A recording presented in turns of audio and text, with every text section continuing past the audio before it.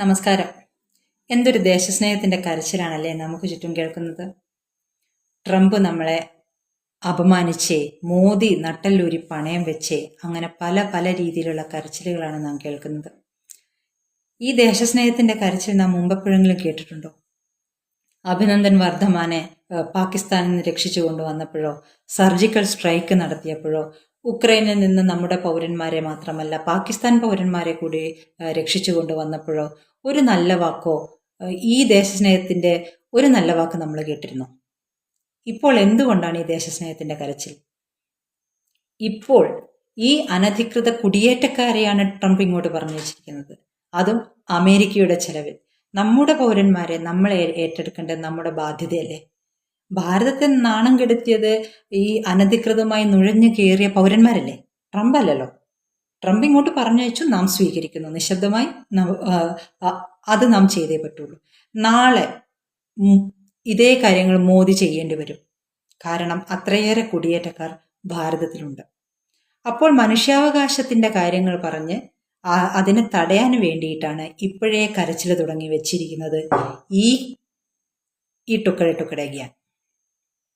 നാളെ മോദി ഈ റോഹിംഗ്യൻസിനെ, ബംഗ്ലാദേശികളെ ഇവിടെ നിന്ന് കയറ്റി അയക്കുമ്പോൾ ഈ കരച്ചിൽ തുടരണം.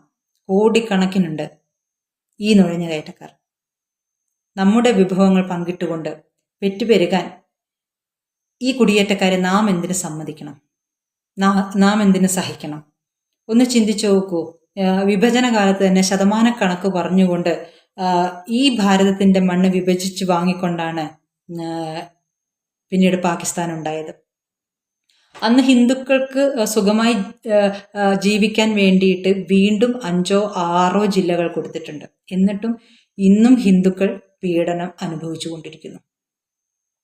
അന്ന് നെഹ്റു ഈ എനിമി പ്രോപ്പർട്ടി മുഴുവനും പാകിസ്ഥാനിലേക്ക് പോകുന്ന, ഭാരതത്തിൽ നിന്ന് പാകിസ്ഥാനിലേക്ക് പോയിട്ടുള്ള മുസ്ലിങ്ങളുടെ മുഴുവൻ പ്രോപ്പർട്ടിയും വഖഫ് ചെയ്യുകയാണ് ചെയ്തത്.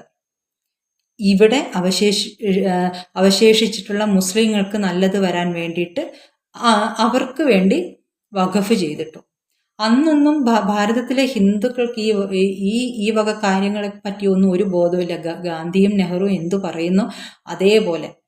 അന്നും അംബേദ്കർ പറഞ്ഞിട്ടുണ്ട് അത്രേ, അവസാനത്തെ മുസ്ലിമിനെയും ഭാരതത്തിൽ നിന്ന് പറഞ്ഞയച്ചിട്ടില്ലെങ്കിൽ നാളെ ഭാരതത്തിന് ഇത് തലവേദനയായി വരുമെന്ന്. ഒരു പൊതുസമ്മേളനത്തിൽ പട്ടേൽ ചോദിച്ചിട്ടുണ്ട് അത്രേ, എന്തുകൊണ്ടാണ് നിങ്ങൾ പാകിസ്ഥാന് വേണ്ടി നിലവിളി കൂട്ടിയിട്ട് ഇപ്പോൾ വിഭജനത്തിന് ശേഷം പോവാത്തത്? പലരും എന്തുകൊണ്ട് പോകുന്നില്ല എന്ന് അന്ന് അവർ തുടർന്ന് ചോദിച്ചിട്ടുണ്ട് അത്രേ. അപ്പോൾ അതിന് സമ്മതിക്കാതെ പിടിച്ചു വെച്ചിട്ടുള്ളത് ഗാന്ധിയാണ്. പിന്നീട് ഇവിടെ ഈ ഭാരതത്തിനുള്ളിൽ തന്നെ ഒരു പാകിസ്ഥാൻ വളർത്താൻ വേണ്ടി ഈ ഭൂമിയെ വഖഫ് ചെയ്തതും ഈ കാശ്മീരിന്റെ ഈ 370 ഉണ്ടാക്കി വെച്ചതും ഒക്കെ നെഹ്റുവാണ്. അങ്ങനെ ഇപ്പോഴും തുടരുന്ന കുടിയേറ്റത്തെ ഈ നെഹ്റുവിയൻ സംസ്കാരത്തിൽ കൂടെ ഇവിടെ തന്നെ കുടിയേറ്റക്കാരെ തുടർന്ന് ജീവിക്കാൻ സമ്മതിച്ചുകൊണ്ട്, പെറ്റുപെരുകാൻ സമ്മതിച്ചുകൊണ്ട് ഇനിയും ഈ രാഷ്ട്രത്തെ ഇല്ലാതാക്കാൻ വേണ്ടിയാണ് ഈ ടുക്കട ഗ്യാങ് ഇപ്പോഴേ കരച്ചിൽ തുടങ്ങിയിരിക്കുന്നത്. ചെയ്യേണ്ട സമയത്ത് ചെയ്യാത്തത് കൊണ്ട് നാം ഒരുപാട് കാര്യങ്ങൾ നാം അനുഭവിച്ചിട്ടുണ്ട്. അപ്പോൾ ഇനിയെങ്കിലും നാം ഇതൊക്കെയും ശ്രദ്ധിച്ചല്ലേ പറ്റുകയുള്ളൂ. ഒന്ന് നോക്കൂ, തമിഴ്നാട്ടിൽ നിന്നുള്ളൊരു കാര്യം ഞാൻ പറയാം. അവിടെ 6 പടൈ വീട് എന്ന് പറയുന്ന മുരുകൻ ക്ഷേത്രങ്ങളുണ്ട്. അത് തിരുത്തണി മുരുകൻ ക്ഷേത്രം, സ്വാമിമലൈ മുരുകൻ ക്ഷേത്രം, പഴനി മുരുകൻ ക്ഷേത്രം, പഴമുതിർച്ചോലൈ മുരുകൻ ക്ഷേത്രം, തിരുപ്പറംകുണ്ട്രം മുരുകൻ ക്ഷേത്രം, തിരുച്ചെന്തൂർ മുരുകൻ ക്ഷേത്രം തുടങ്ങിയവയാണ്. ഇത് തിരുപ്പറംകുണ്ട്രം മുരുകൻ ക്ഷേത്രത്തിൽ ഇപ്പോൾ ഒരു പ്രശ്നമുണ്ടായിട്ടുണ്ട്.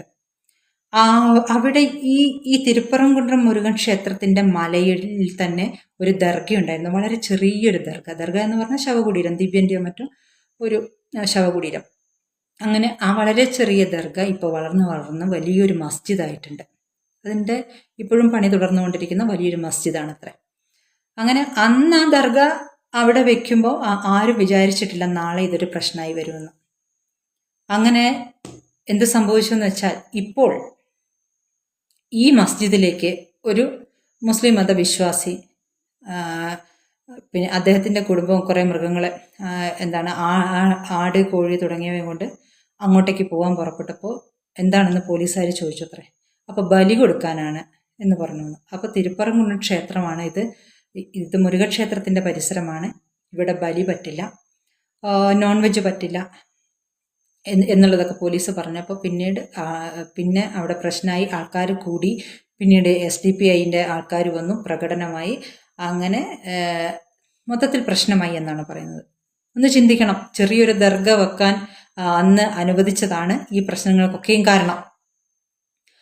പിന്നീട് എന്താണെന്ന് വെച്ചാൽ ഈ DMKൻ്റെ സഖ്യത്തിലുള്ള മുസ്ലിം ലീഗിൻ്റെ ഒരു MLAയും DMKൻ്റെ തന്നെ ഒരു മുസ്ലിം MP യും ചേർന്ന് ഈ സ്ഥലത്തേക്ക് വരികയും ഈ സ്ഥലം പിന്നെ കുറച്ചു പേരെ ചേർത്ത് സർവേ ചെയ്യുകയൊക്കെ ചെയ്തിട്ട് ഇത് വഖഫ് ചെയ്തിരിക്കുന്നു. ഈ തിരുപ്പറംകുന്നം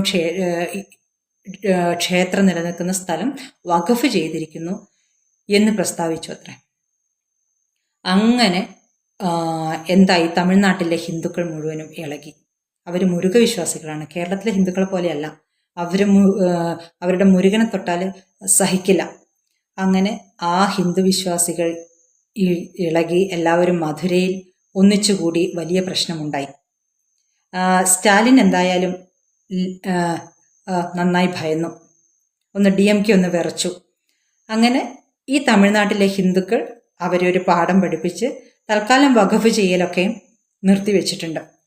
അപ്പോൾ ഈ വഖഫിൻ്റെ ഭീകരത മനസ്സിലാവാത്തൊരു കാലത്ത് ഹിന്ദുക്കൾ അങ്ങനെ ആയിക്കോട്ടെ, എല്ലാ കാലത്തും ഹിന്ദുക്കൾ സംഘടിതമായി ചിന്തിച്ചിട്ടേയില്ല.